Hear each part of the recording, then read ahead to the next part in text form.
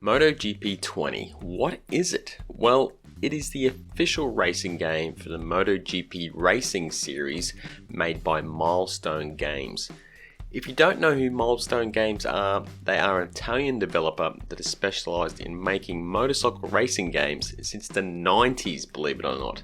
Now, this latest MotoGP entry is a serious racing game. Consider it to be more like Forza Motorsport than Forza Horizon. That's to say, it's definitely a simulation style racer, not an arcade special. Don't get me wrong, it's a lot of fun, but just don't go out there expecting road rash, motocross madness, or even Ride 2.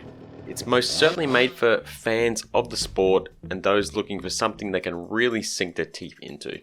I personally played on PC, but the game is also available on PS4, Xbox One, Nintendo Switch, and Google Stadia. Alright, let's get into the review. Graphics and presentation are up first. First impressions of MotoGP 20 are, it looks good. It's by no means mind-blowing, but it's a solid looker. In particular, bikes and riding gear look fantastic. The love and attention to detail the devs have put into the machines is evident straight away. The bikes are true to life copies of the current GP machines, not just in their style and shape, but even down to the liveries. Everything is just spot on. I also like what they've done with the riding gear. Helmets especially look great. The light gleams off all the different finishes and there's intricate patterns going on everywhere. They've done a really good job here. The animations of the riders are worth mentioning too. Each rider has a distinct style, and when creating your own rider, you can even choose their riding style too. You can definitely see the difference between the styles on the track. Overall, the way the riders move on the bike just looks natural. This may not sound like a big thing, but on a game like this, it needs to be spot on. And when animations aren't spot on, it's really noticeable. Kudos to Milestone for doing a good job here. But things aren't all good. Unfortunately, the tracks look a bit lifeless. Trees and foliage are really low res. The crowds are kind of just a blurry mess, and the track surface itself could be more detailed. These are minor issues, especially because it's a riding game. When you're riding, you're concentrating on riding. But there could be some definite improvements here, especially when you compare it to the likes of Forza Horizon, which is gorgeous by the way. The biggest letdown graphically is in the faces. They've tried to replicate the riders from real life, which I think is a good idea, but they kind of just look creepy. Some of them aren't too bad, but if I'm honest, they're just not that good. So overall, I would like some higher graphical fidelity, but they've nailed it where it counts.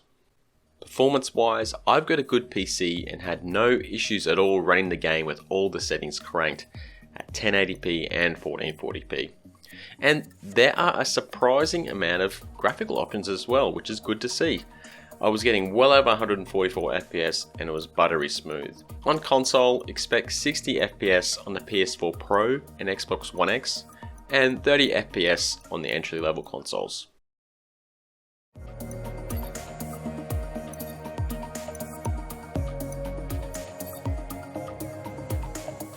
In terms of music, there honestly is not a lot to report here.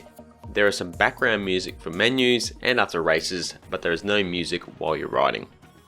Being a serious racing game, I can see why they've done this, but I still would have liked the option to have some music there.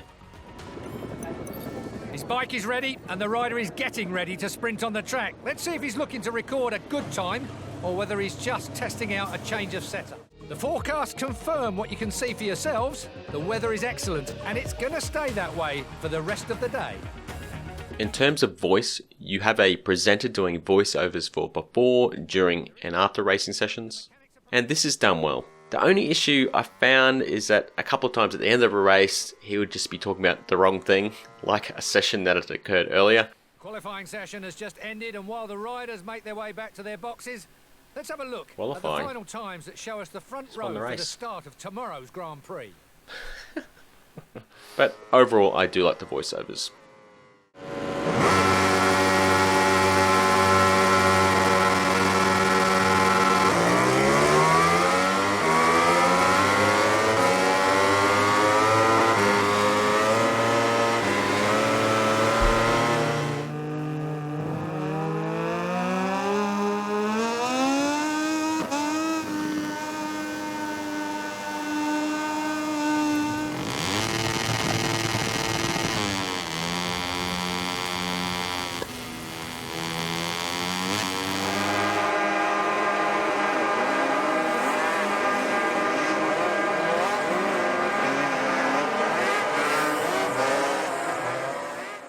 So how do the bikes sound? Overall, they sound pretty good. There is a good variety in engine sounds between different bikes and categories. Your old school two-strokes have that classic high-pitched scream. Bikes from various eras and manufacturers sound vastly different. And you get the odd pop and bang from an exhaust that just sounds sick, to be honest. Where they are let down is some of the engines just sound synthetic, like a vacuum cleaner or blender. There's just that lingering synthetic undertone. And that's a bit of a shame because when you're riding around, it's just you and the bike and the engine noise. Some of the bikes do sound fantastic, don't get me wrong, I think they could have done a better job here overall. On a positive note, when you get going, the sense of speed they've added in this wind noise, it just sounds fantastic.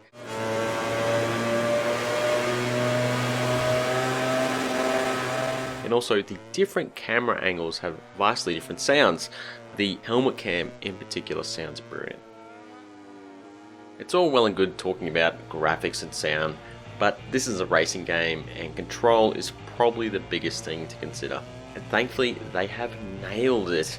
Each class feels completely different, with smaller bikes being easier to ride and lightweight feeling, with the large GP bikes feel genuinely powerful, are harder to stop, and there's some real heft to the controls. Using a controller, you actually have to pay attention to modulating the accelerator and the brakes, especially the brakes, where you will lock up the front wheel quite easily and crash a lot. You can't just jam your finger down here and hope for the best.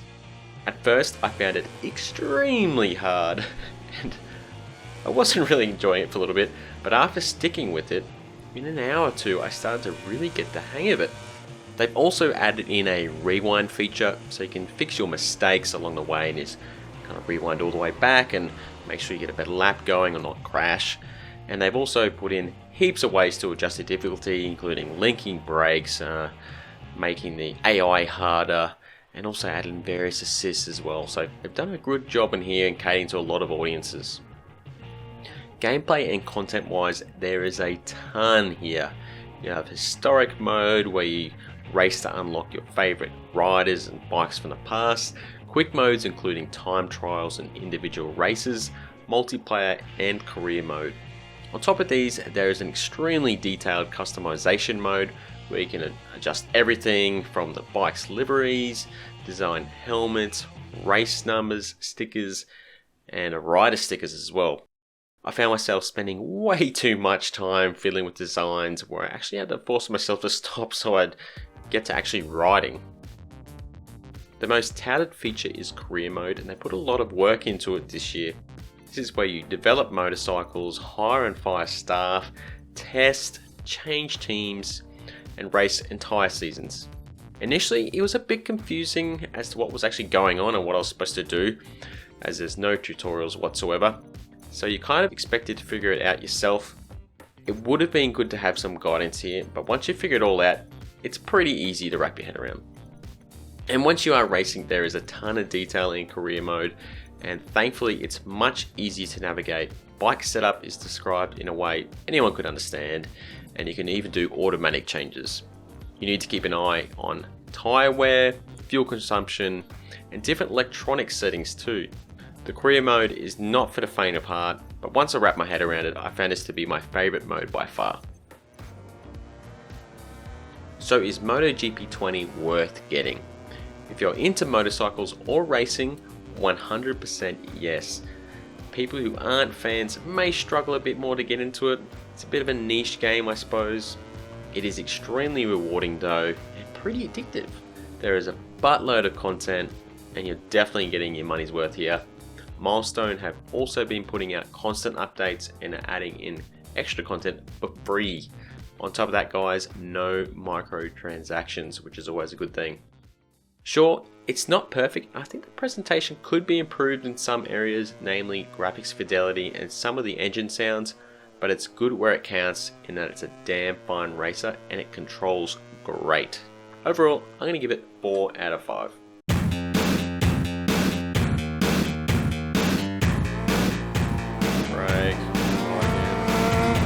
Oh shit. What was that? Look at my bike. thanks for watching, everyone. As usual, if you liked the video, or if you didn't, like and subscribe, or hit that dislike button. If you want to see any more content on MotoGP 20, just put it down in the comments. And if you've been playing it and you've got any thoughts on the game as well, chuck in the comments as well. Alright, thanks everyone.